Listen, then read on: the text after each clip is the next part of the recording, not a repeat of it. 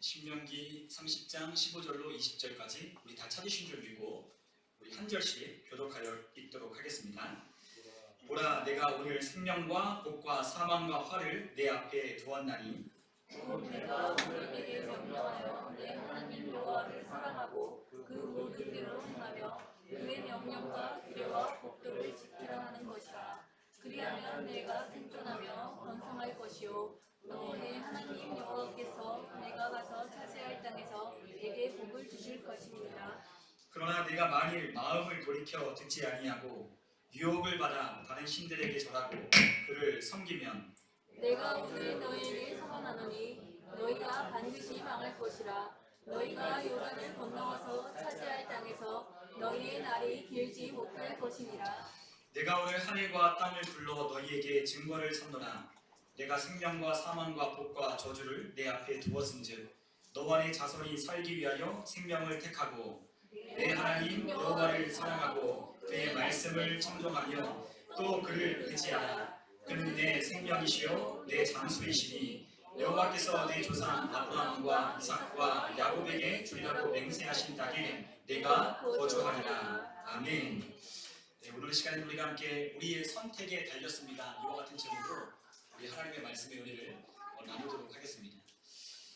우리가 무엇을 쫓느냐, 우리가 어떤 삶을 살게 될 것이냐라고 하는 것은 우리의 선택에 달렸다라고 하나님께서는 그렇게 말씀하셨습니다. 사실 하나님께서는 우리의 선택을 강제하시거나 아니면 우리의 선택을 강요하시는 분은 아니십니다. 그런데 우리가 오해하고 있는 것이 무엇이냐면 하나님은 우리가 하는 일을 막아서고 또한 우리가 좋아하는 것을 못하게 하고 또한 우리가 가지고 있는 것을 빼앗는 분이시다라고 생각하며 오해하는 분들이 더러 있다라고 하는 사실입니다. 왜냐하면 하나님은 절대로 우리를 강요하시거나 우리를 강제하시거나 우리를 억압하시거나 아니면 우리가 가진 것들을 빼앗는 분은 아니신데 오히려 하나님께서 우리에게 풍성한 하나님의 생명을 주시고 우리가 이 땅 가운데 하나님의 자녀로서 누리며 하나님의 영광을 드러낼 수 있도록 우리에게 복을 주셨는데도 불구하고 우리가 그와 같은 생각을 하는 이유는 자기의 욕심에 이끌려 시험에 빠지게 된다라고 말씀하셨기 때문입니다. 우리가 원하고 우리가 바라는 우리 안에 있는 욕망들, 우리 안에 있는 세상의 정욕들이 하나님의 말씀과 상충되고 하나님의 말씀과 부딪히기 때문에 우리가 항상 그와 같은 삶의 기로에 놓였을 때마다 하나님은 항상 내 것을 못하게 하시고 하나님은 항상 내 것을 방해하신다고 생각한다는 거죠. 왜냐하면 하나님의 말씀을 들어보면 그 말씀이 옳다는 것을 알기 때문에 그렇습니다. 하나님의 말씀은 옳은 것은 알겠는데 내가 그 길을 따르자니 내가 하고 싶은 것을 못하겠고 하나님을 따르자니 왠지 내 것인가 뭔가를 내가 하나님 앞에 포기해야 될 것만 같은 그와 같은 우리 마음이 있기 때문에 항상 하나님은 우리의 것을 방해하시고 내가 가는 길을 막아서고 내가 좋아하는 것을 못하게 하신다고 그렇게 생각한다는 거예요. 그러나 하나님은 그렇지 않으십니다. 하나님은 절대로 우리의 것을 착취하거나 우리의 것을 빼앗거나 우리를 강제하거나 우리를 억압하거나 우리를 강요하시는 분이 아니라 우리를 생명을 주게 풍성하게 하고 또한 우리에게 풍성한 삶을 누리도록 하나님의 은혜와 축복으로 살도록 하나님은 우리를 부르셨고 우리를 자녀 삼아 주셨다라고 하는 거예요. 아멘. 우리가 그 사실을 믿고 우리가 그것들을 인정하고 우리가 하나님을 신뢰하기 시작한다면 우리는 하나님께서 우리에게 허락하여 주시는 부유와 번성과 하나님 주시는 형통과 하나님 주시는 능력을 힘입어 우리는 살게 될 것입니다. 아멘.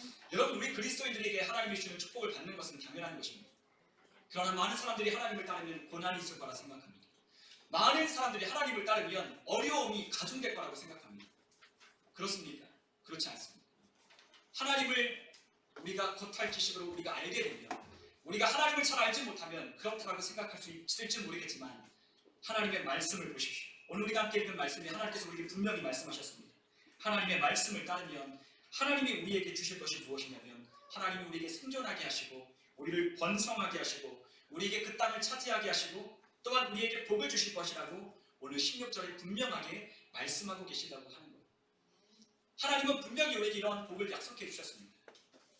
여러분, 우리가 우리 주변에 그러한 사람을 우리가 보지 못했다고 할지라도 여러분, 우리가 그러한 사람이 되어야 하는 거예요. 아멘. 우리 주변에 그런 사람이 없다고 해서 하나님이 그 역사를 안 일으키시는 것이 아니라 하나님의 그 능력이 없으신 것이 아니라 우리가 믿고 따르지 않았기 때문에 우리가 하나님을 신뢰하지 않았기 때문에 하나님이 주는 복이 우리 가운데 도달하지 않았을 뿐이지 하나님은 우리에게 이미 그 복을 주시기로 약속하셨다는 겁니다. 그렇기 때문에 우리가 믿음으로 순종만 하기만 하면, 우리가 하나님의 약속에 따라 믿음으로 우리가 살기 시작한다면 하나님은 우리에게 반드시 약속한 대로 하나님의 약속을 하나님은 이루어 주신다고 말씀하셨어요. 하나님의 말씀은 법입니다. 법. 여러분 법 아시죠? 법. 우리나라에 법이 있다면 그 법에 따라 행하면 우리는 반드시 그 법에 따른 결과를 얻게 될 겁니다. 만약에 법을 우리가 어긴다면 그 법에 어기는 대로 우리는 그 법의 처벌을 받게 될 것입니다. 마찬가지입니다. 하나님의 말씀은 법입니다. 우리가 살아가는 이 세상에 헌법도 있고 세상법도 있지만 하나님의 법은 그보다 더 높은 이 세상을 다스려가는 완전한 법이라고 하나님께서 말씀하셨습니다.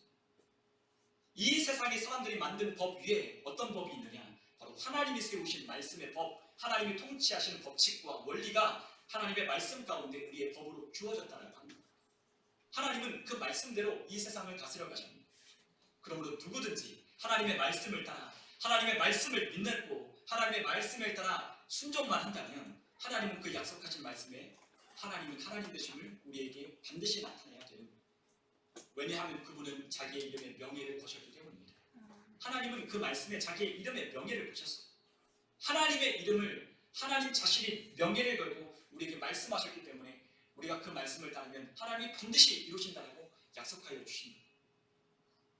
우리 부모님들도 우리 자녀들에게 무엇인가를 약속할 겁니다. 만약에 우리 이승엽 집사님이 우리 예건이에게 뭔가를 하면 이걸 사주겠다고 약속하면 우리 예건이가 그 약속을 아마 지킬 거예요. 왜요?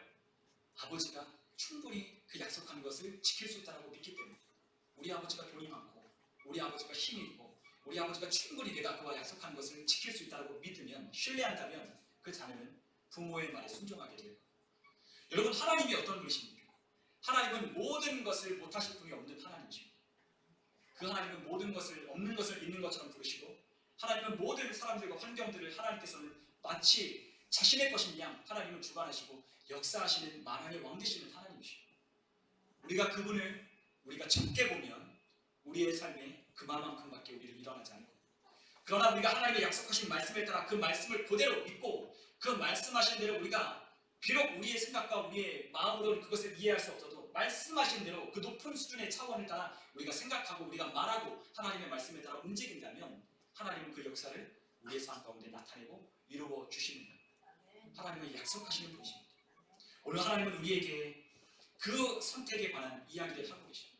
우리의 선택이 우리의 삶을 결정하고 우리의 삶에 복을 받을 것인지 아니면 저주를 받을 것인지 그것은 너희에게 달렸다고 하나님 말씀하셨습니다. 그런데 하나님은 어떻게 하신다고요? 절대로 우리를 강제하거나 강요하거나 억지로 우리가 그 말씀을 따르도록 하나님은 요구하지 않으신다는 거예요. 여러분 하나님은 그럴 필요가 없으십니다. 하나님은 우리에게 강제하거나 강요하실 필요가 없어요. 왜냐하면 하나님은 능력이 무한하시고 또한 그분은 전지하시고 전능하신 하나님이시며 그분의 통치와 그분의 권세는 영원하기 때문에 하나님은 그렇게 하실 필요가 없어요. 여러분 예수님이 마태복음 20장 25절에 말씀하고 있는 그 말씀을 보면 우리에게 억압하고 권력으로 독재하는 자가 누구인지를 예수님은 말씀하셨습니다. 우리 한번 마태복음 20장 25절에 있는 말씀을 한번 같이 한번 읽어보겠습니다. 예수께서 제자들을 불러다가 이르시되 이방인의 집권자들이 그들을 임의로 주관하고 그 고관들이 그들에게 권세를 부리는 줄을 너희가 알거니와. 아멘. 여러분 예수님이 말씀하셨습니다. 우리에게 압제하고 권세를 부리는 자가 누구냐? 바로 고관들과 권세 있는 자들과 집권자들이 우리를 그렇게 임의로 주관하고 권세를 부린다고 말씀하셨어요. 여러분 우리는 지난 역사 가운데 우리는 배운 것이 있습니다. 독재자나 아니면 국군들은 자신의 생각이나 자신이 관철하고자 하는 어떠한 이데올로기를 주입하기 위해서 말을 안 듣거나 순종하지 아니하면 강제적으로 강압하고 폭력을 동원해서 그 사람들을 무릎 꿇리는 자들이 바로 그러한 자들이었어요. 왕들이나 권세자들이나 권위 있는 자들이나 누구라 할지라도 그들은 다 이와 같은 방식으로 사람들을 다스리고 통치하였다는 거예요. 그런데 그들이 왜 그럴 줄 아십니까? 그들이 그것을 시행하고 그들이 통치할 그것을 따르도록 하는 데 있어서 힘이 부족함을 그와 같은 폭력을 행사함으로 증명하는 거예요. 여러분 하나님은 폭력을 써서 우리에게 그것들을 강요하시는 분이 아니에요. 그럴 필요가 없어요. 이 세상에 권력이 영원하지 않다고 믿는 사람들, 그리고 그 권력을 어떻게든 움켜쥐고 내가 유지해야만 한다고 생각하는 사람들, 그리고 그것들을 사람들을 강제하지 않으면 그 권력이 오래갈 수 없다라고 믿는 사람들은, 두려움을 가진 사람들은 그 두려움을, 그와 같은 자기보다 약한 대상을 향하여 그와 같은 두려움을 그들에게 폭력이나 아니면 강제하는 것으로, 억압하는 것으로 그들에게 강제하는 거예요. 자신이 두려우니까, 자신이 가지고 있는 이 권력이 무한하다는 것을 믿지 못하니까, 그렇기 때문에 폭력을 행사하고 그들을 무릎 꿇려야만 자기에게 도전하지 않을 거라고 믿기 때문에 그것들을 강제하는 거예요. 그러나 하나님은 그렇지 않으셔요. 하나님은 언제나 그분의 통치는 누가 뭐라 해도 하나님의 통치는 영원하고 하나님의 권세는 무궁하며 하나님은 전지하시고 전능하신 하나님이시기 때문에 그렇게 할 필요가 없는 거예요. 여러분, 우리가 힘이 압도적으로 있는 사람들은 다른 사람들과 다투지 않습니다.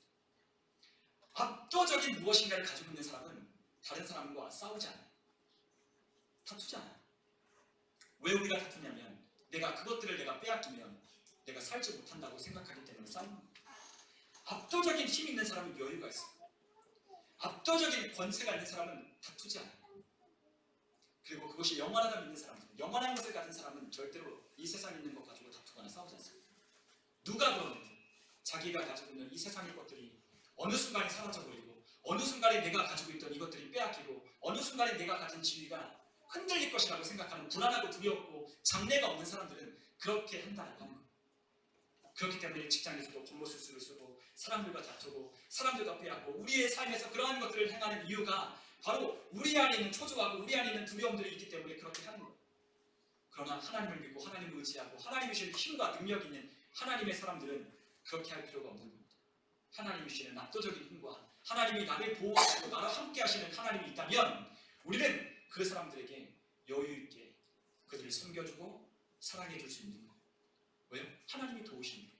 압도적인 힘으로 우리를 돕고 계시고 우리에게 조금 손해를 보더라도 하나님이 더 보충해 주시고 더 하나님께서 모든 것을 상황과 환경을 통하여 열어주실 거라고 믿기 때문에 하나님이 우리가 그렇게 하는 것을 보고 하나님이 상주시기, 하나님께서 우리 모든 것을 지켜보고 계신다고 믿기 때문에 하나님이 나의 모든 상황을 다 아신다라고 인정하기 때문에 우리는 절대로 그렇게 하지 않는 거예요. 여러분, 하나님은 그럴 필요가 없습니다. 하나님은 우리에게 무엇을 하시느냐? 하나님의 말씀을 알려주실 분입니다. 하나님의 말씀을 이해하고 하나님의 말씀을 깨닫도록 우리에게 가르쳐 주실 분인 거예요. 그리고 선택을 누가 하라? 듣는 사람들이 선택하라고 하나님께서 우리에게 말씀하신다는 거죠. 하나님은 우리에게 선택할 수 있는 권리를 주셨습니다. 하나님은 우리를 로봇처럼 만들지 않으셨습니다. 우리를 만드시고 로봇처럼 우리를 끌고 가고 우리가 명령하면 그대로 그냥 따라가도록 하나님은 그렇게 우리를 만드시지 않았어요. 사람을 하나님은 선택할 수 있는 권리를 주셨습니다. 그리고 우리 각 사람을 하나님은 대하실 때 우리를 어떻게 대하시느냐? 우리를 인격적으로, 우리를 존중하시며 하나님을 대하신다. 아멘. 여러분, 하나님은 우리를 인격적으로 대하십니다. 하나님은 우리를 존중해 주세요. 하나님은 우리를 정말로 존중해 주십니다. 우리의 선택을 하나님은 할 수 있도록 권리를 주셨고 자유의지를 주셨다는 거죠. 그렇기 때문에 무엇인가를 너희가 선택할 때 내가 너희에게 그것들을 알려주겠지만 너희에게 사망과 생명과 복과 저주가 무엇인지를 너희 앞에 놓아주겠지만 선택은 누가 해라? 너희가 하라고 하나님께서 말씀하십니다. 왜냐하면 책임은 누가 짓는 겁니까? 바로 선택한 자가 져야 하기 때문에 하나님은 그렇게 말씀하셨습니다. 선택한 자가 결정하는 거예요. 책임을 짓는 거예요. 여러분, 우리가 하나님을 믿지 않는 세상 사람들이 하나님 앞에 갔을 때 그들이 뭐라고 말합니까? 하나님, 왜 나를 하나님 마음에 못 믿게 하셨습니까? 라고 할 때 하나님 뭐라고 하실까요? 하나님 분명히 얘기하실 게 있습니다. 하나님 모든 만물을 통하여 하나님의 신성을 보여 알게 했다. 그리고 너희 주변을 통하여 하나님이 너에게 예수 그리스도와 주 되심을 너에게 복음을 전했고 너에게 그 복음이 들려지도록 나는 주변에 있는 수많은 사람들을 보내었다라고 하나님 말씀하실 겁니다. 그럴 때 우리가 하나님 앞에 서서 우리가 어떻게 한다고 했냐면 아무도 하나님 앞에서 아무 말도 하지 못할 거라고 하나님께 말씀하셨어요. 아무 말도 하지 못한다는 겁니다. 하나님 앞에 그 누구도 아무런 대꾸, 아무런 말도 하나님 앞에 하지 못한다는 거예요. 왜요? 하나님은 우리의 모든 삶을 하나님이 다 모든 것을 보여주시고 모든 것을 하나님께 선명하게 드러내실 거라고 말씀하셨어요. 여러분, 저는 그거를 믿어요. 왜냐하면 제가 2번이나 그걸 경험했어요. 제가 중학교 3학년 때 그리고 대학교 4학년 때 제가 수련회에 가서 기도원에 가서 제가 하나님의 말씀을 듣고 회개할 때 하나님은 저에게 정확하게 그걸 보여주셨습니다. 제가 지나온 삶, 제가 지나온 하나님 앞에 범죄했던 일들, 제가 지난날에 살아왔던 삶을 하나님은 주마등처럼 모든 필름처럼 지나가고 그것들을 다 보여주셨어요. 하나님 말씀하셨습니다. 내 눈으로 보는 건 내가 모르겠느냐? 내 귀로 듣는 건 내가 모르겠느냐? 내 눈을 만들고 네 귀를 짓고 내 모든 것을 지은 내가 그거 다 모르겠느냐? 하나님이 말씀하십니다. 저는 그것을 통하여 저는 경험했어요. 나는 모르고 지나갔지만, 나는 생각도 나지 않았지만, 내가 아주 어렸을 때 부모님한테 범죄했던 것, 내가 아주 어렸을 때에 화내고 짜증냈던 것, 그것까지도 주님은 다 끄집어내서 회개하도록 주님께서는 불러일으키시는 그 모든 장면들을 제가 보아질 때, 하나님은 내가 심판대 앞에 섰을 때 하나님은 내가 했던 모든 것들을 하나님께서는 다 증거 자료로 제시하겠구나 라는 것을 저는 그때 깨달았습니다. 여러분, 하나님은 정말로 우리가 생각하는 그러한 존재가 아니에요. 우리 이성으로 우리의 생각으로 판단하고 우리가 알 수 있는 그런 분이 아닙니다. 하나님을 알면 알수록 그분은 정말로 놀라우신 하나님입니다. 그렇기 때문에 우리가 하나님을 믿고 하나님을 따르고 하나님을 경험하면 우리는 그 하나님을 무조건 찬양할 수밖에 없는 거예요. 어떻게 내 사정을 아시고, 어떻게 내 환경을 아시고, 어떻게 내가 생각지도 못했던 그 상황과 환경을 하나님은 다 아시고 이렇게 준비해 오셨는가 라는 것을 우리가 깨달아 알게 될 때에 우리는 그때서야 비로소 하나님이 하나님 되심을 우리는 인정하기 시작하는 겁니다. 여러분, 우리는 하나님을 인정하라고 해서 하나님을 인정할 수 없어요. 우리는 하나님을 찬양하라고 해서 우리는 하나님을 찬양하지 않습니다. 압도적인 하나님의 능력과 하나님의 권세와 하나님의 역사하심을 우리는 경험하고 맛보아할 때 우리는 하나님을 비로소 찬양하고 진실로 하나님을 경배하기 시작하게 되는 거예요. 하나님은 그렇기 때문에 우리에게 무엇인가를 강제하고 강요하지 않으신다는 거죠. 예수님이 말씀하신 것처럼 세상에 있는 그와 같은 통치자들과 권력 있는 사람들은 압제할지 모르지만 또 다른 종교 지도자들이나 아니면 이단들은 우리에게 자신이 믿고 있는 바를 우리에게 주입시키기 위해서 우리에게 그것들을 강요하고 두려움을 주고 공포를 주고 우리에게 강제하겠지만 하나님은 절대로 그렇지 않으시다는 거예요. 하나님은 우리에게 복된 것을 제시하셨습니다. 하나님은 우리에게 최고의 삶을 제시하셨습니다. 하나님은 우리에게 가장 선한 길을 하나님은 보이셨습니다. 그러므로 이 선한 길을 따라 이것이 좋게 보이거든 그것을 우리가 선택하여 따라가는 겁니다. 오늘 여호수아는 이스라엘 백성들에게 그와 같은 말씀을 했거든요. 우리 한번 여호수아 24장 15절에 있는 말씀을 한번 같이 한번 읽어보겠습니다. 함께 읽겠습니다. 여호수아 24장 15절 함께 읽겠습니다. 만일 여호와를 섬기는 것이 너희에게 좋게 않게 보이거든 너희 조상들이 강 저쪽에서 섬기던 신들이든지 또 너희가 거주하는 땅에 있는 아모리 족속의 신들이든지 너희가 섬길 자를 오늘 택하라. 오늘 나와 내 집은 여호와를 섬기겠노라 하니 아멘. 여호수아가 마지막 고별 설교처럼 그 백성들에게 마지막 권면의 말씀을 전했습니다. 그런데 마지막 최후에 그들에게 권면하는 말씀이 무엇이었냐면 만일 너희가 내가 말한 대로 너희가 지금까지 하나님을 경험하는 것을 너희가 보고 체험했지만 만일 여호와를 섬기는 것이 너희에게 좋지 않게 보이거든 너희가 강 건너편에 섬겼던 신들이지 아니면 너희가 이 땅에 아모리 족속이 섬기는 그 신들이든지 너희가 택하라고 하는 겁니다. 그러나 나는 그리고 내 집은 오직 여호와를 섬기겠다라고 그렇게 여호수아는 선언했습니다. 여호수아는 지금 온 이스라엘 앞에서 마지막 하나님 앞에 자신의 생애가 끝나가는 이 시점에서 이 백성들을 향하여 마지막 권면의 말씀을 전할 때 그가 최후에 그들에게 부탁했던 말씀은 하나님을 떠나지 말라는 것이었습니다. 여러분, 그 백성에게 선택할 기회를 줬습니다. 그럴 때 백성들이 어떻게 했을까요? 백성들이 어떻게 했을까요? 하나님의 말씀을 따르겠다, 하나님을 신뢰하겠다라고 그들은 선택했어요. 여러분, 하나님은 우리를 강제하지 않으신다고 말씀하셨습니다. 하나님은 택할 기회를 주셨고 그 택한 기회를 통하여 그 믿음의 선택을 통하여 하나님은 우리에게 복을 주신다고 하나님은 약속하십니다. 그런데 우리가 무엇인가를 좋은 것을 판단하고 무엇인가를 복된 것을 우리가 선택할 때는 우리가 판단할 수 있는 능력이 있어야 돼요. 그리고 그와 같은 것을 분별할 수 있는 지식도 우리에게 있어야 합니다. 그런데 우리의 한계는 무엇이죠? 우리의 지식에 한계가 있다는 거예요. 우리가 알고 있는 것은 한계가 있다는 거죠.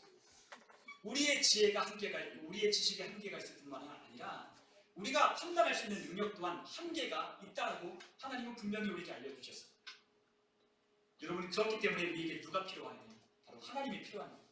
하늘로부터 오는 지혜와 지식이 필요하고 하나님이 내려주시는 하나님의 말씀, 이 뮤시파팀이라고 하는 하나님의 우리에게 주신 이 말씀들을 통하여 하나님께서 어떤 길을 가르치고 어떤 길을 가야 할지를 우리에게 정확하게 하나님의 말씀, 율법을 통하여 우리에게 그 길을 제시하여 주시고 계십니다. 어떤 길이 선한 길인가? 어떤 길이 복된 길인가? 어떤 길 너머에 하나님이 주시는 축복이 있는가? 어떤 길 너머에 하나님의 영원한 생존과 번영과 부요가 있는가? 하나님이 그 말씀을 통하여 분명하게 우리에게 제시하여 주셨다는 거죠. 그렇기 때문에 하나님은 우리에게 이 말씀을 따르라고 하나님은 말씀하셨습니다. 하나님은 하나님을 사랑하는 것과 하나님을 따르는 것을 별개의 것으로 하나님 말씀하지 않으셨습니다. 여러분, 하나님을 사랑한다는 건 무엇이냐면 하나님의 말씀을 청종한다는 것. 여러분, 누군가를 사랑하게 되면 그 사람의 말에 귀를 기울이기 시작합니다. 여러분, 누군가를 좋아하기 시작하면 그 사람의 말에 귀를 기울이기 시작합니다. 여러분, 그렇지 않나요? 우리가 연애할 때, 누군가를 사랑할 때 우리가 그 연애하는 대상에 우리가 귀를 기울이고 그들이 무엇을 말하는지 우리가 귀담아 듣지 않았습니까? 근데 이제 좀 결혼하고 나니까 귀담아 잘 안 듣죠. 얘기하면 한 귀로 저도 어떻게는 흘려 듣고, 이렇게 얘기하면 알았어 하는데 저희 아내가 더 와서 지금 안 듣고 있었죠 라고 얘기하면 어떻게 알았는지 제가 깜짝 놀랄 때가 있다니까요. 다 알아요. 누가 귀를 담아 듣고 있는지 아니면 그냥 권총으로 한 귀로 듣고 한 귀로 흘려 듣는지 다 압니다. 무엇을 통하여? 말하는 걸 통하여. 그리고 그의 시선과 그의 방향이 어디 있느냐에 따라서 말을 듣느냐 안 듣느냐가 다른 거예요. 정말 사랑하면 어떻게 하죠? 눈을 맞추고 얘기를 귀담아 듣죠. 저 멀리 있어도 그 사람만 보이고, 저 멀리 떨어져 있어도 그 사람만 생각나고, 그 사람만 보이고, 그 사람의 이야기가 100m 있다 할지라도, 저 멀리 떨어져 있다 할지라도, 여기서 누군가와 이야기하고 있다 할지라도 그 사람의 말의 귀는 그 사람에게로 향하여 있는 것이 바로 사랑하고 좋아하는 사람의 감정을 가진 사람이 그와 같은 걸 하는 거예요.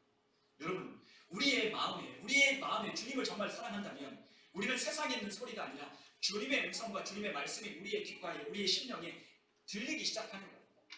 세상은 이렇게 말하지만 하나님은 이렇게 말씀하셨다며 하나님의 말씀을 따라가는 겁니다. 왜냐하면 하나님을 사랑하기 때문에. 하나님 사랑하는 사람은 하나님의 말씀을 듣게 돼 있어요.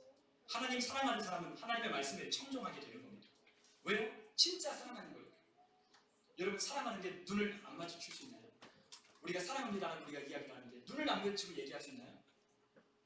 가다가 그냥 지나가다가 사랑해? 이렇게 이야기하면 사랑하는 거 아니죠. 그냥 이야기를 하는데 알았어 하는데 그 이야기는 뭐예요? 듣기 싫으니까 빨리 끝내라는 이야기죠. 여러분, 남편이 아니면 아내가 뭔가 얘기를 하는데 딴 데를 쳐다보며 알았어 한다면 얘기가 듣기 싫구나 얘기하고 다른 이야기로 주제를 꺼내죠. 여러분, 다 알고 있잖아요. 우리가 정말로 사랑한다면 우리의 시선과 우리의 방향이 하나님께로 정해져 있어요. 그리고 하나님의 말씀을 따라가는 거예요. 여러분, 하나님은 우리가 그 말씀을 청종하기를 원합니다. 왜요? 그 말씀에 최고가 있기 때문이에요. 그 말씀에 최선의 삶이 우리의 삶 가운데 그 말씀 가운데 담아있기 때문이에요. 그 말씀 안에 담겨있어요. 그 말씀 안에 모든 것이 있어요. 그러므로 그 말씀으로 우리는 판단하는 거예요. 이제는 내 생각대로, 우리가 오늘 찬양했잖아요. 내 생각 내려놓고, 내 뜻 내려놓고, 내 생각 내 뜻 좀 포기할 수 있어야 돼요. 내 생각 내 뜻 그거 별로 중요한 거 아니에요. 여러분, 내가 그것을 움켜쥐고 있는 그것 그렇게 확실하고 그렇게 분명한 거 아닙니다. 나조차도 내 생각과 내 뜻대로 살아서 뭔가 보장되는 삶을 여러분 확신할 수 있나요? 여러분, 내가 내 생각을 가지고 내가 그것을 붙들고 내가 관찰하면 뭔가 이루어질 것이라고 여러분 확신하나요? 내 생각으로 뭔가 하더라도 그것을 확신할 수 없는데 여러분, 왜 내 생각과 내 뜻을 우리가 붙들고 있느냐? 내 생각보다 더 뛰어난 하나님의 생각이 있는 거예요. 더 완전하고 복된 길을 하나님이 우리에게 주셨다고 도장까지 해주셨는데, 확실한 도장으로 도장을 찍어서 우리에게 말씀해 주셨는데 왜 우리가 그 말씀을 따르지 않느냐? 하나님의 말씀하십니다. 그 말씀을 따르고 청종하라고 말씀하셨습니다. 그러므로 하나님은 우리에게 그 말씀을 주실 뿐만 아니라 하나님은 또 다른 우리에게 주시는 아주 놀라운 방법들로 우리가 하나님이 주시는 최고의 삶을, 최선의 삶을 살 수 있도록 우리에게 역사하고 계십니다. 그것이 바로 무엇이냐면 바로 성령 하나님이십니다. 우리 한번 이사야서 30장 21절 22절에 있는 말씀을 같이 한번 읽어보도록 하겠습니다. 이사야서 30장 21절 22절 함께 읽어보겠습니다. 또 너희가 저로 치우치든지 왼쪽으로 치우치든지 내 뒤에서 말소리가 내 귀에 들려 이르기를 이것이 바른 길이니 너희는 이리로 가라 할 것이며, 또 너희가 너희 조각한 우상에 입힌 은과 부엄하던 우상에 올린 금을 더럽게 하여 불결한 물건을 던짐같이 던지며 이르기를 나가라 하리라. 아멘. 자, 하나님께서 우리에게 말씀하실 뿐만 아니라 그 말씀이 들려지도록 하나님께서 또 다른 은혜를 주셨어요. 그분이 누구시냐? 바로 보혜사 성령 하나님이십니다. 보혜사 성령 하나님, 우리를 보호하시고 우리에게 은혜를 끼치시고 우리를 가르치시는 보혜사 성령님, 위로자 성령님을 우리에게 보내주셨어요. 그래서 그 말씀을 우리에게 주셨지만 이 말씀을 또 우리가 듣지 못할까봐 하나님은 그 말씀을 아예 우리 안에 성령님을 통해서 말씀하기 시작한다는 거예요. 구약에 있는 백성들은 그와 같은 은혜를 누리지 못했어요. 그러나 예수님의 십자가의 보혈의 사건 이후로 그 예수님을 우리가 구주로 영접하는 순간부터 누구든지 그 안에 예수님을 영접한 자들에게 성령님이 와 계셔서 하나님의 말씀을 기억나게 하시고 생각나게 하시고 하나님의 말씀을 감화하시고 감동하여 주셔서 우리가 그 말씀이 정확하게 무엇인지는 떠올리지 않더라도 우리의 마음을 하나님께서 성령을 통하여 불편하게 하면 이 길은 가면 안 되겠다. 이 일을 하다가도 마음이 불편하고 뭔가 마음이 꺼림직하면 이거는 하나님이 원하지 않는구나 라는 것을 깨닫고 우리가 그 길을 가지 않게 한다는 거예요. 여러분, 하나님은 우리에게 말씀하십니다. 오른쪽으로 치우치면 바른 길을 가라. 왼쪽으로 치우치면 똑바로 가라고 하나님이 우리에게 말씀을 들려주기 시작한다는 거예요. 그것이 어디? 우리의 귀에 들려지기 시작하는 겁니다. 여러분, 하나님은 우리의 귀에 들려주도록 말씀하시는 분이에요. 우리가 하나님을 의지하고 하나님을 가까이 하면 그분은 우리에게 더 선명하게 우리에게 말씀하기 시작합니다. 우리는 그것을 감화와 감동이라고 부릅니다. 여러분, 감화와 감동은 아십니까? 우리의 마음을 하나님께서 변화시키십니다. 우리의 감정들, 우리의 마음을 하나님께서 움직이시는 겁니다. 마음을 변화하고 마음을 감동하여 움직이셔서 우리가 하나님을 쫓을 수 있도록 하나님은 성령은 역사하십니다. 하나님은 우리의 마음을 움직이십니다. 우리의 마음을 새롭게 하십니다. 그리고 우리의 마음을 이끌어 가십니다. 우리의 마음이 끌려가도록, 우리의 마음이 하나님의 선한 것을 따르도록 우리의 마음 가운데 변화를 일으키시는 분이 하나님이십니다. 그 하나님을 우리가 선명하게 그 하나님을 보기 시작한다면, 우리의 시선과 우리의 방향을 하나님께 정하기 시작한다면 성령님은 우리 안에서 감화하시고 감동하심으로 우리를 이끌어 가십니다. 그래서 우리가 하나님의 말씀을 따라 움직여가기 시작할 때에 우리에게는 어떤 능력이 생기기 시작하느냐, 바로 이와 같은 능력이 생깁니다. 어떤 능력? 이제는 우리가 우리 안에 들어오는 것들을 분별하고 분별하여서 헛된 생각이나 아니면 불결한 물건을 던져 나가라고 말하는 것처럼 우리 안에 그것들이 우리 안에 들어오면, 우리 안에 헛된 욕망과 헛된 생각과 헛된 것들이 우리 가운데 들어오면 하나님의 생명을 쫓아 음성을 듣는 사람들은 이제는 나가라라고 말하는 그와 같은 능력이 있기 시작하는 거예요. 그전까지는 따라갔지만 이제는 그 따라가는 능력과 더불어서 무엇이 있어요? 이제는 성령께서 주시는 지혜와 능력으로 분별하여 나가라고 명령하는 힘이 우리 가운데 있기 시작합니다. 그전까지는 성령님을 따라가는 데 그런데 성령님을 따라가다 보면 무엇이 생기느냐? 그 성령님의 능력으로 말하기 시작하는 거예요. 성령님이 우리에게 주시는 지혜로 말하기 시작하는 거예요. 나가라 하면 어떻게 됩니까? 나가는 거예요. 귀신들과 사단들과 이 악한 원수에게 나가라고 말하면 그들은 나가는 거예요. 우리 안에 있는 생각들을 나가라고 말하면 우리 안에 있는 헛된 생각과 복된 생각이 아닌 거짓 것들은 나가는 거예요. 그러면서 우리의 생각을 향하여 하나님이 주신 복된 생각으로 채워가기 시작합니다. 여러분, 우리에게 말의 능력이 있습니다. 하나님은 우리에게 입술의 권세를 주셨습니다. 우리가 말할 수 있는 말의 입술의 권세를 주셔서 말하기까지를 원하시는 거예요. 아멘. 더 이상 우리가 무엇인가를 저지르고 하나님께서 이 길로 치우쳤을 때 하나님이 우리를 끌어당겨 이쪽으로 가라고 말하는 게 아니라 이미 그러한 생각이 들어와서 오른쪽으로 치우치기 전에 분별하고 판단하여서 너 나가! 라고 말하며 내가 가는 길을 가기 시작합니다. 여러분, 그것을 하나님은 우리에게 원하십니다. 치우쳐가는 게 아니라 바른 길을 가도록, 바른 길을 가서 치우칠 때 분명히 분별하여 너 나가, 너 떠나가, 너 내게 유익한 게 아니야 라고 말하며 그것들을 하나하나씩 명령하여 쫓아낼 수 있는 힘이 우리 가운데 생기기 시작합니다.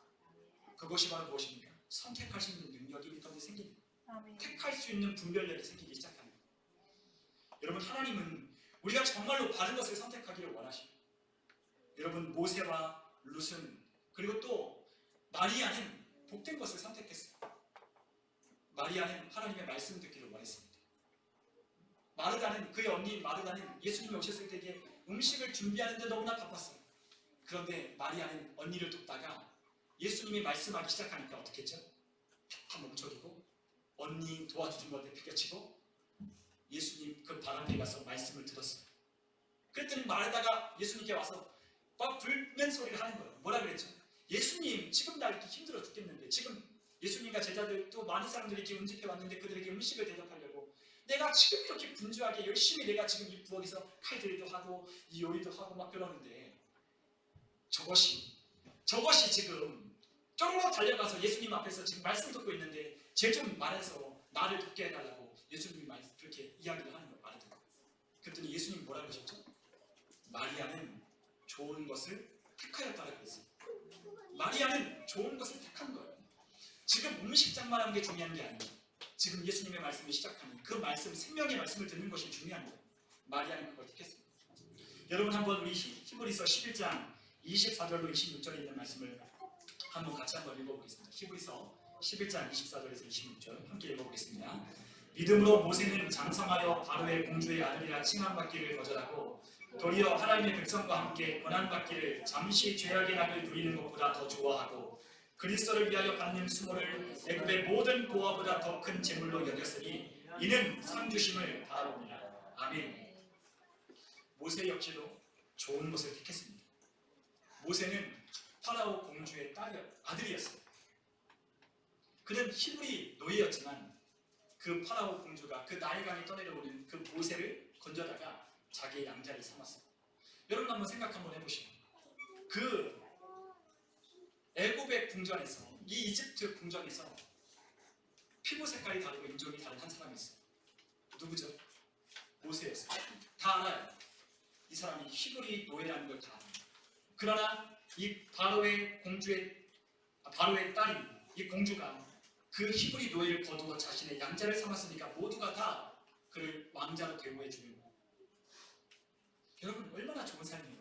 이집트 궁정에서 가장 강력하고 왕성했던 그 나라의 궁정에서 살 수 있는 기회가 주어졌잖아요. 좋은 것 먹을 수 있고 최고의 학문을 배울 수 있고 자신이 가진 권세를 가지고 얼마든지 사람들을 부리며 살 수 있는 이와 같은 권위를 가진 자가 바로 모세였어요. 그런데 모세가 성장하면서 그를 키운 유모가 하나님의 말씀을 들려주고 그 유모가 그의 어머니였는데 그의 젖을 동양하는 그 유모가 그에게 하나님의 말씀을 들려주고 너는 하나님이 택한 히브리 민족이라고 그에게 주입하고 그에게 말씀을 전하고 그에게 가르치자 그는 자신의 정체성을 깨닫기 시작했어요. 궁정을 돌아다니 보니까 나와 피부색이 달라요. 나와 달라요. 나와 다른 사람들밖에 없어요. 어머니도 나의 피부가 달라요. 그들은 탐족속이에요. 이들은 생족속이었으니까 다른 거예요. 피부색이 다를 수밖에 없어요. 그런데 자신이 정체성이 궁금했겠죠. 그렇지 않겠어요? 우리가 입양간 어떤 아이가 미국에서 입양을 했는데 그 동양인으로서 그 살아갈 때 어렸을 때는 모르지만 이제 커가면 커갈수록 자신의 정체성을 혼란스러워하는 거죠. 나는 피부색도 다르고 나의 부모님은 백인이고 나는 동양인인데 내가 어떻게 이 원대까지 내가 이곳에 왔을 수 있었을까? 그리고 나를 버린 부모는 도대체 누구일까? 나는 과연 한국 사람인데 나는 어떤 사람일까? 라고 그러한 혼란점이 생기지 않는 거예요. 근데 모세는 그와 같은 혼란 속에 자신이 히브리 족속이라는 걸 분명히 인식했어요. 아, 나는 하나님의 택한 백성이다. 이곳에서 잠시 죄악들을 누리는 것보다 하나님의 백성으로 저 영원한 하나님 나라가 나에게는 더 어울리고 나는 저 하늘나라가 나는 있는 것을 나는 분명히 믿기 시작한 이래로 그는 자신이 가진 모든 권리를 다 포기하고 하나님의 백성들과 함께 고난받기를 택하였다는 거예요. 그는 무엇을 더 좋아했다고요? 하나님의 백성과 함께 고난받기를 잠시 죄악의 낙을 누리는 것보다 더 좋아했대요. 잠시 누리는 것. 여러분 우리 인생이 70 강고 나면 80이라고 했어요. 점점 빠르게 갑니다. 이게 쭈글쭈글해져요. 우리 삶이 그렇다니까요. 우리가 이 세상에 얼마만큼 좋은 걸 누릴까요? 저는요 가끔 생각해봐요. 저는 전에 그런 얘기 했잖아요. 제가 이건희 회장 하나도 안 부럽다고. 근데 이미 돌아가셨어요. 정몽구 회장, 현대 회장 안 부러워요. 이미 이제 좀 있으면 돌아가실 거예요. 여러분 또 현대 회장 그 아들 있잖아요. 정의선 회장 하나도 안 부러워요. 하나도 안 부러워요. 여러분 그들이 부럽습니까? 하나도 부럽지 않습니다. 누가 부럽냐? 영원한 하나님 나라에서 하나님 주신 상급이 풍성한 사람이 제일 부러운 거예요. 왜? 그 나라가 영원할 거니까. 그 나라가 영원할 거니까 부러운 거예요. 여러분 돈 있고 빽 있는 사람 하나도 부럽지 않습니다. 정말. 하나도 부럽지 않아요. 저기 뭐 어디죠? 시그니에 사는 거 하나도 부럽지 않아요. 거기 뭐 연예인, 유명인, 뭐 돈 있는 사람, 거기서 뭐 유튜브에 보여주는 그거, 한강변 조망 그 아파트 하나도 부럽지 않아요. 진짜 하나도 안 부러워요. 하나도 진짜 부럽지 않습니다. 진짜 하나도 부럽지 않아요. 그들이 타고 가는 뭐죠? 무슨 차죠? 뭐? 어떤 차요? 비싼 차? 마이바흐? 뭐 어떤 차든 하나도 부럽지 않아요. 저는 사실 제일 갖고 싶은 차가 저는 그 차예요. 레이로 저는 바꿨으면 좋겠다는 생각 항상 가지고 있어요. 저에겐 제일 좋은 차가 저는 레이예요. 저는 그게 제일 멋지고요. 저는 그거 제일 좋아요. 저 차를. 아무것도 못 부럽잖아요. 여러분, 이 세상에서 누리는 나 잠깐이에요. 그러나 하나님 나라에는 영원합니다. 모세는 그걸 알았어요. 모세는 그걸 보았어요. 그렇기 때문에 그리스도를 위하여 받는 수모를 애굽의 이집트에서 모든 보화와 큰 재물을 누리며 사는 것보다 그는 더 좋아했어요. 그리고 저 영원한 하나님 나라가 있다는 것, 그리스도 예수 나의 구원자 메시아를 저 멀리서 보며 환영하며 그 나라를 향해 간 자가 바로 모세였어요. 여러분, 구약의 백성들은 어떻게 구원받았냐면 그들도 역시 나를 구원한 메시아를 바라보며 구원받았어요. 여러분, 모세는 그걸 보았어요. 분명하게 봤어요. 그렇기 때문에 자기가 입고 있던 이 왕의 의복 버리고 히브리 노예와 같은 옷차림을 하고 그는 광야로 과감하게 떠납니다. 그럼 누가 모세가 불쌍하다고 할 수 있을까요? 누가 모세가 초라하다고 말할 수 있을까요? 아니요. 모세는 하나님께 놀랍게 쓰임받았잖아요. 하나님께 놀랍게 쓰임받았잖아요. 람세스라고 하는 그 왕 파라오의 이름은 남지 않았지만 모세라고 하는 이름은 아직도 오늘날에도 남아있어. 수많은 사람들의 이름을 모세라고 짓도록, 수많은 사람이 모세 가리고 싶어 수많은 서양 사람들의 아들의 이름을 모세라고 짓고 그 모세가 이름이 오늘날도 남아있어. 모세가 누구냐라고 말하면 홍해를 가는 사람이라고 다 알 수 있을 만큼 유명한 사람이 되었다는 거예요. 왜요? 하나님을 쫓았기 때문에, 하나님을 따랐기 때문에 그걸 택한 거예요. 여러분, 또한 룻은 어떤 사람이었어요? 우리 룻기를 보면 룻이라고 하는 한 여인이 나오는데, 룻이라고 한 여인을 아시죠? 룻은 어떤 여인이었죠? 어머니 나오미를 쫓아서 하나님을 따랐던 바로 이 며느리, 이 여인이 바로 룻이었어요. 그리고 마침내 하나님이 주는 은혜로 보아스라고 하는 아주 하나님이 예비하신 좋은 사람과 함께 만나 정혼하고 결혼한 아주 그러한 믿음의 신실한 여인이 바로 룻이었어요. 그런데 이 나오미가 원래는 이 베들레헴이라고 하는 곳에 있었어요. 근데 베들레헴에 있다가 흉년이 드니까 모압이라고 하는 이방 땅에 그 양식을 찾으러 이방 땅으로 이주했어요. 그런데 그곳에서 어떤 일이 있었죠? 남편도 죽고 두 아들도 다 죽었어요. 그런데 두 아들이 그 모압 땅에서 결혼한 그 이방 여인들이 있었는데 바로 그 여인들 중에 하나가 바로 룻이었습니다. 근데 이 룻이라고 하는 이 여인이 나오미가 이제는 남편도 죽고 아들 둘 다 죽으니까, 그리고 또한 들려오는 소식을 가만히 들어보니까 내가 있던 고향에 하나님이 그 백성을 긍휼히 여기셔서 양식을 베푸신다라고 하는 소식을 들으니까 아, 내가 돌아가야 되겠다 생각하고 그 땅으로 다시 돌아가려고 마음을 먹었어요. 그런데 두 며느리가 남았잖아요. 그러니까 두 며느리에게 선택할 기회를 줬습니다. 너희들 돌아가라. 너희들 너희 고향 땅으로, 너희 고향으로 돌아가라 라고 그렇게 선택할 기회를 줬습니다.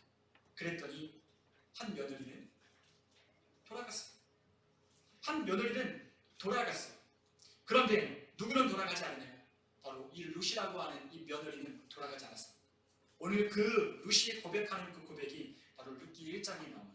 우리 한번 룻기 1장 우리 15절과 16절 우리 같이 한번 읽어볼까요? 나오미가 또 이르되 보라, 내 동서는 그의 백성과 그의 신들에게로 돌아가나니 너도 너희 동서를 따라 돌아가라 하니, 룻이 이르되 내게 어머니를 떠나며 어머니를 따르지 말고 돌아가라 강권하지 마옵소서. 어머니께서 가시는 곳에 나도 가고 어머니께서 머무시는 곳에서 나도 머물겠나이다. 어머니의 백성이 나의 백성이 되고 어머니의 하나님이 나의 하나님이 되시니. 17절 어머니께서 죽으시는 곳에서 나도 죽어 거기에 묻힐 것이다.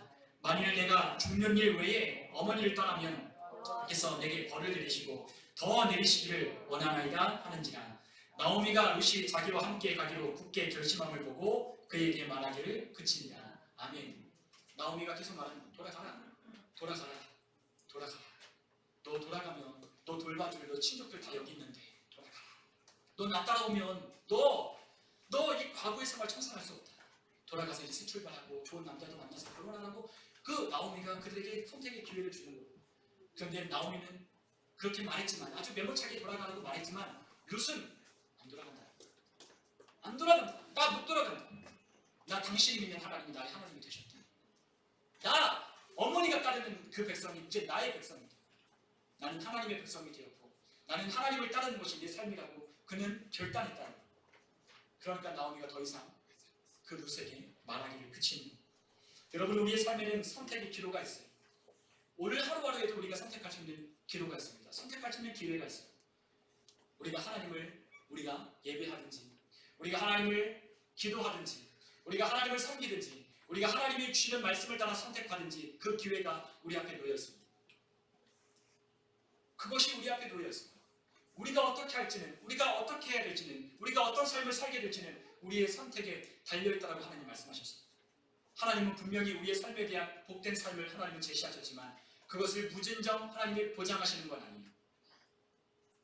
누구에게나 보장하시는 건 아닙니다. 누가 그 보장을 받느냐?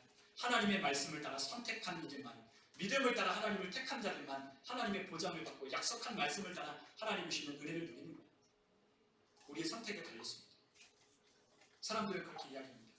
우리의 사람들은 다 그렇게 이야기해요. 누구 때문 다. 우리가 그런 이야기를 하면 우리가 살 수 있어요.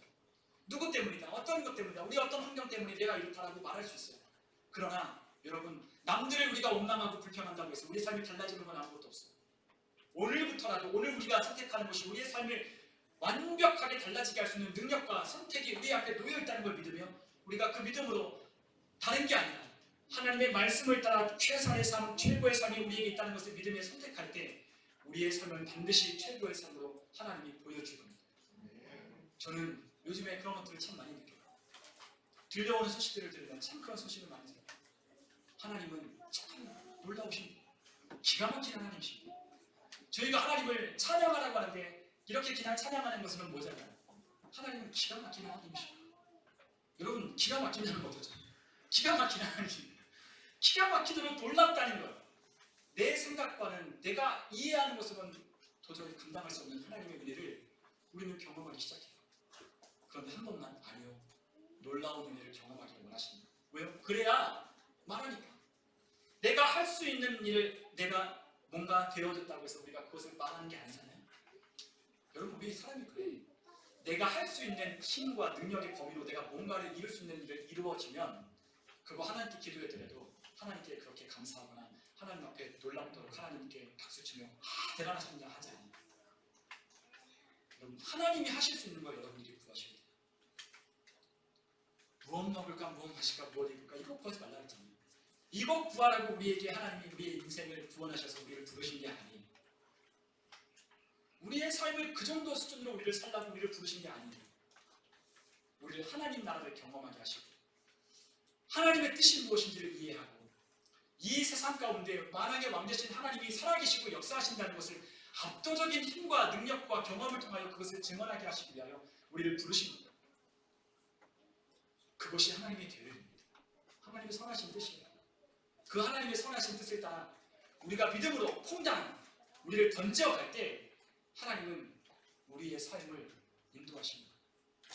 여러분, 수영하려면 물에 들어가야 돼요. 그렇지 않나요?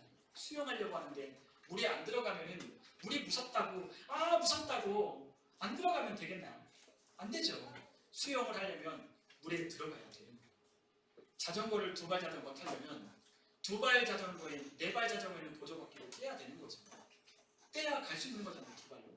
뒤에 붙잡고 있는 누군가가 도와줘야 내가 두 발로 이제 가기 시작하는 거예요. 맨날 붙잡아주고 무섭다고 안 들어가면 역사 일어나지 않아요. 참, 그런데 하나님은 참 역사하는 게 그래요. 우리가 뭔가를 볼 때 안 될 것 같고 이렇게 해서 뭔가 나아질 것 같다는 생각이 안 들 때가 있어요. 뭔가 잘 될 거라고 믿어지지 않는 때가 있어요. 그런데 하나님은 이상하게 그럴 때마다 우리에게 믿음을 요구하시고 하나님께 나오라, 기도하라고, 하나님께 나와 하나님을 신뢰하라고 하나님 말씀하시고 너 생각, 너 뜻 좀 내려놓고 내 말씀대로 좀 해보라. 너 가지고 있는 염려, 네가 가지고 있는 그 두려움, 너의 그러한 어떤 상황, 너의 그런 가정의 형편, 이것들을 좀 내려놓고 나를 예배하고 나를 신뢰하고 나와 함께하고자 하나님이 부르시고 계십니다. 그럴 때 우리를 던져야 하는 거예요. 주님은 항상 우리에게 말씀하십니다. 염려하지 말라고 말씀하셨어요. 두려워하지 말라고 했습니다. 그런데 많은 사람들이 두려워하지 말라고 하나님께 맡기라고, 우리 주님께 맡기라고 했는데 맡기라고 할 때 어떻게 맡기느냐? 하나님께 맡기는 걸 하나님이 우리의 문제, 어려움들을 하나님 앞에 기도하는 거라고 생각을 하는 거예요. 하나님, 저희 이런 어려움이 있는데요. 하나님, 이런 상황이 있는데요. 이런 걱정이 있는데요. 이거 어떻게 하면 좋을까요? 이렇게 해주세요. 저렇게 좀 됐으면 좋겠어요. 이렇게 해주세요. 이렇게 해주세요. 우리는 항상 하나님께 맡긴다면서 맡기는 걸 오해하고 있다는 거예요. 여러분, 그걸 하나님께 맡기는 게 아니에요. 맡기는 건 뭐죠? 온전히 하나님께 드리는 거예요. 주님, 우리의 자녀들도 주님 맡아주세요. 맡기는 거예요. 우리의 상황, 우리의 환경 주님 맡아주세요. 맡기는 거예요. 그리고 어떻게 해요? 걱정과 근심을 차단하는 게 맡기는 거예요. 그게 진짜 맡기는 거예요. 그러면 뭐 하라고? 그럼 나 뭐 기도하라고? 기도할 게 있죠. 하나님 나라와 그분의 의를 구하라고 했으니까, 하나님의 뜻을 구하라고 했으니까 그분이 원하시고 기뻐하시는 뜻에 따라 기도하는 거예요. 하나님, 내가 주님 원하는 사람 되길 원합니다. 내가 주님께 쓰임받기를 원합니다. 내가 하나님의 영광을 드러내도록 하나님 내 삶을, 내 성품을 하나님과 닮아가기를 원합니다. 하나님, 내 상황과 환경에 마주하는 삶에 난 두려워하지 않고 염려하지 아니하고 그것 때문에 무너지지 아니하고 나는 날마다 일어나 하나님을 찬양하며 하나님을 고백하는 사람 되기를 원합니다. 두려움 내어놓고 하나님 나에게 믿음을 더해달라고 기도하기 시작하는 거예요. 그게 진짜 우리의 믿음으로 맡기는 기도에 하나님을 신뢰하는 사람이 하나님을 믿는 믿음이에요. 이것이 다 하나님이 원하시는 거예요. 하나님은 우리에게 요구하시고 그것을 우리가 해나갈 때, 그것을 우리가 믿고 우리의 삶을 하나님께 맡길 때 하나님은 우리의 삶 가운데 하나님이 하시는 일이 무엇인지를 보여주십니다. 하나님은 정확하십니다. 하나님은 정확합니다. 여러분, 그러나 하나님은 우리가 적당하게 하나님을 믿고 우리가 하나님을 적당하게 하나님을 섬긴다고 우리가 하나님의 능력을 경험하는 건 결코 또 아닙니다. 왜요? 하나님은 마음의 중심을 보십니다. 우리의 마음의 중심과 그 심령을 하나님은 보시는 분이십니다. 우리의 마음이 하나님께 정확하게 하나님을 향하여 우리가 하나님을 절대적으로 하나님을 신뢰하는 그 마음을 하나님께 향하여 갈 때 하나님은 우리에게 하나님이 하나님 되심을 나타내십니다. 하나님은 다른 거 원하지 않으십니다. 우리에게 하나님 돈이 문제겠어요. 하나님은 아무것도 우리에게 요구하는 게 없어요. 하나님 우리에게 요구하시는 것이 무엇이에요? 믿음을 요구하시고 우리에게 감사를 하나님의 제물로 받기를 원하시는 말씀이셨어요. 하나님이 그거를 우리에게 요구하십니다. 믿음으로 나오고 하나님이 이루어 줄 걸 믿고 감사로 하나님 앞에 나오는 걸 하나님은 예물로 받으신다고 했어요. 하나님이 살찐 송아지와 그리고 살찐 양들을 잡아다가 하나님 앞에 제사를 드리면 하나님이 기뻐하실까? 하나님 그렇지 않으시다고 말씀하셨습니다. 시편에 감사로 하나님 앞에 제사를 드리는 자를 하나님을 영화롭게 한다고 말씀하셨어요. 하나님은 그걸 원하십니다. 하나님은 그것밖에 요구하시는 것이 없어요. 하나님이 우리를 빼앗는다고요? 하나님이 우리 가는 길을 막는다고요? 아니요. 하나님은 그렇지 않으십니다. 하나님은 우리에게 못 줘서 안 달라신 분입니다. 못 줘서 안 달라신 분입니다. 하나님이 우리에게 더 못 해줘서 아쉬운 분이십니다. 하나님의 아쉬움은 항상 있습니다. 하나님은 아쉬우시고 하나님은 아쉬운 게 아무것도 없는데 하나님은 아쉬운 게 한 가지가 있으시죠. 하나님의 자녀들이 하나님을 신뢰하지 않고 하나님이 주시는 능력을, 하나님이 주시는 하늘로부터는 힘을 경험하지 못하며 사는 것을 하나님은 아쉬워하고 계시는 거예요. 여러분, 하나님의 아쉬움을 이해가 되십니까? 우리의 자녀들을 보십시오.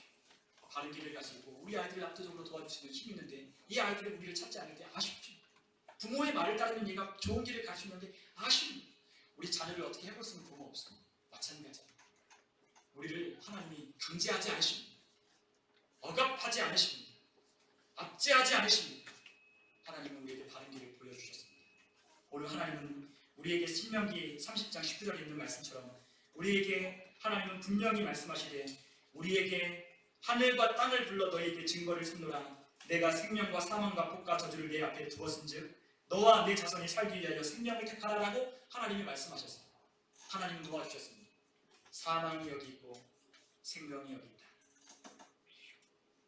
저주가 여기 있고 복이 여기 있다라고 하나님이 우리에게 말씀하셨습니다. 분명하게 하나님이 가르쳐 주셨어요. 어디에 무엇이 있는지 가르쳐 주셨습니다. 그리고 택하라고 하나님이 말씀하십니다. 하나님 우리에게 택하기를 원하십니다. 선택하라. 왜요? 억지로 하면 그 억지로 하는 거는 자원하는 게 아니잖아요. 여러분, 우리 자녀들 어떨 때 그랬잖아요. 혼낸다 그러면 억지로 말 들으면 막 그러잖아요.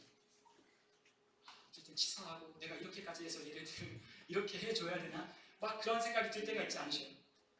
그럴 때가 있잖아요. 내가 얘들에게 뭐가 아쉬워서 내가 얘들 단지 우리가 얘 사랑해서 배합하는 자식이기 때문에 그렇게 할 뿐이지 어떨 때는 해야겠다 생각이 들 때가 있잖아요. 그렇지 않나요? 여러분 우리의 자녀들이 그럴 때가 있어요. 내가 도대체 뭐가 아쉬워서 내가 이렇게 쏟아줘야 돼. 근데 쏟아줘야 될 이유가 있죠. 내 아들이니까, 내 딸이니까 해주는 거예요. 택하기를 원하시는 거예요. 하나님은 그것을 택하도록 또 보여주고 또 보여주고 이해하도록 깨닫도록 하나님은 우리를 기다려주시고 또한 우리를 또 기다려주시고 하나님은 참 좋으신 분이죠. 우리를 기다리시고 또 기다리시고 또 기다려주셔요. 하나님이 우리를 기다리실 때 지체하지 마십시오. 지체하지 말고 하나님을 따르기를 선택하고 그 하나님을 인정하며 하나님 앞에 가야 됩니다. 하나님은 우리에게 좋은 것을 주셨습니다. 하나님은 자원하는 심령을 원하시고 하나님은 또한 우리에게 억지로 마지못해 아니면 우리가 형식적으로 하나님을 따르고 예배하는 걸 원치 않으십니다. 여러분 하나님 말씀하셨습니다. 예배도 헌물도 모든 것 다 자원하는 마음으로 하라고 주님 말씀하셨어요. 여러분 그렇지 않나요? 자원하는 마음으로 해야 진짜 기쁜 거예요. 자원하는 마음으로 드려야 받는 분도 기쁜 거예요. 여러분 하나님이 자원하는 마음으로 하나님 앞에 나오는 자를 기뻐하신다고 말씀하셨어요. 여러분 오늘 우리의 모습을 한번 돌아보십시오.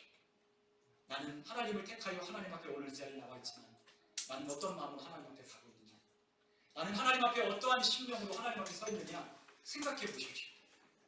하나님은 오늘 우리가 택하기를 원하시지만 자원하는 마음이 빠진 것을 택하기를 원치 않으십니다. 벌 받을까봐? 저주를 받을까봐? 하나님 주시는 축복을 하나님 내가 예배하지 않으면 하나님이 거두어 가실까봐 두려움으로 하나님 앞에 나오는 걸 하나님은 절대 원하지 않으십니다. 하나님은 오늘 우리에게 주는 찬란한 영광과 풍성한 생명과 넘치는 부유함을 우리에게 주시기로 약속하여 주셨습니다. 오늘 우리 모든 성도님들 우리의 삶 가운데 하나님이 우리에게 보여주는 복된 것을 선택할 수 있는 저와 여러분 다 되셨으면 좋겠습니다. 그러므로 하나님이 내 삶의 최고가 되시고 내 삶의 최선이 된다는 것을 우리 모두 고백하는 저와 여러분 다 되시기를 주님의 이름으로 축원합니다. 아멘. 우리 시간 함께 기도하겠습니다.